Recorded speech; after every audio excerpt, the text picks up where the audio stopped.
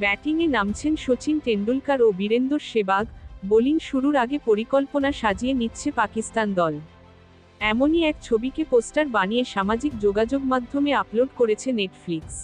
জনপ্রিয় OTT প্ল্যাটফর্মটি caption দিয়েছে, দুটি জাতি, একটি মহাকাব্যিক প্রতিদ্বন্দ্বিতা, 160 কোটির প্রার্থনা।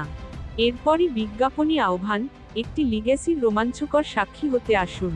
এর মতো কোনো কিছু হতেই পারে না।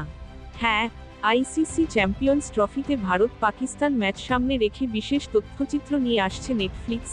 এই ডকুমেন্টারি সিরিজের নাম দেওয়া হয়েছে সবচেয়ে বড় প্রতিদ্বন্দ্বিতা, ভারত বনাম পাকিস্তান। আগামী 7 ফেব্রুয়ারি এটি মুক্তি পাবে। চ্যাম্পিয়ন্স ট্রফিতে চিরপ্রতিদ্বন্দ্বী এই দুই দলের লড়াই 23 ফেব্রুয়ারি দুবাইয়ে। ভারতীয় সংবাদমাধ্যম হিন্দুস্তান টাইমসের প্রতিবেদনে বলা হয়েছে, নেটফ্লিক্সের এই ডকুমেন্টারি সিরিজে সৌরভ গাঙ্গুলি, বীরেন্দর সেহবাগের মতো কিংবদন্তিরাও থাকছেন। 1978 সালে দুই দল প্রথমবারের মতো ওয়ানডেতে মুখোমুখি হয়েছিল। সেই ম্যাচের কিছু গল্পও উঠে আসবে। সুনীল গাভাস্কার ও শোয়েব আখতারের কাছ থেকে দর্শকেরা অজানা অনেক কিছু জানতে পারবেন।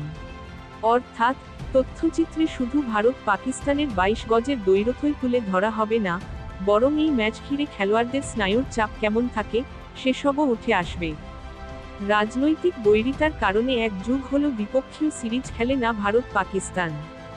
দুই দলের ম্যাচ দেখতে তাই আইসিসি ও এসিসি আয়োজিত টুর্নামেন্টগুলোর দিকেই চেয়ে থাকতে হয়। সেখানেও ঝামেলার শেষ নেই।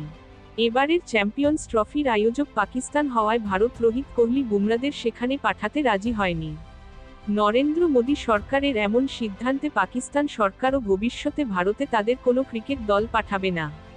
শেষ পর্যন্ত সমাধান হয়ে এসেছে হাইব্রিড মডেল। এই মডেল অনুযায়ী, চ্যাম্পিয়ন্স ট্রফিতে ভারত তাদের সব ম্যাচ খেলবে দুবাইয়ে। তাই রোহিত কোহলিদের বিপক্ষে খেলতে বাবর রিজওয়ান আফ্রিদিদের আরব আমিরাতে যেতে হবে।